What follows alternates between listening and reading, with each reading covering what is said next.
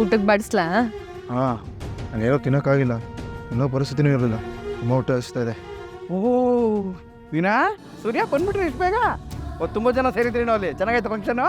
ಅಯ್ಯೋ ಮಾವ, ಜನಗಳ ಅಂತ ಕೇಳ್ತೀರಾ? ಏನ್ ಜನ ಗೊತ್ತಾ? ಈ ಪರ್ಸೆ ಬರ್ತಾರಲ್ಲ ಆ ತರ ಬಂದಿದ್ರು. ಅಂದಮೇಲೆ ಫಂಕ್ಷನ್ ಚೆನ್ನಾಗಿ ಆಗಿರ್ಬೇಕು. ಕೇಳ್ತೀರಾ ಮಾವ, ತುಂಬಾ ಚೆನ್ನಾಗಾಯ್ತು. ಅಲ್ಲಿಗೆ ಬಂದಿರೋ ಜನಗಳೆಲ್ಲ ಇವ್ರು ವರ್ಷ ನೋಡಿ ಏನ್ ಮರ್ಯಾದೆ ಕೊಟ್ರು ಗೊತ್ತಾ? ರಾಜ ಮರ್ಯಾದೆ ಮಾವ. ಆದ್ರೆ ಬೇಜಾರ್ ವಿಷಯ ಏನ್ ಗೊತ್ತಾ? ಆ ಮರ್ಯಾದಿನ ಕಣ್ ತುಂಬ್ಕೊಳ್ಳೋ ಬಗ್ಗೆ ನಿಮ್ಗಿರ್ಲಿಲ್ಲ. ಏನು ಮಾಡೋದಮ್ಮ, ನಿಂಗೆ ಗೊತ್ತಿಲ್ಲ, ಇವನು ಮತ್ತು ಚೇತನು ಚಿಕ್ಕ ವಯಸ್ಸಿಂದ ಫ್ರೆಂಡ್ಸು. ಆಸೆ ಆಸೆ ಆಸೆ ಆಸೆ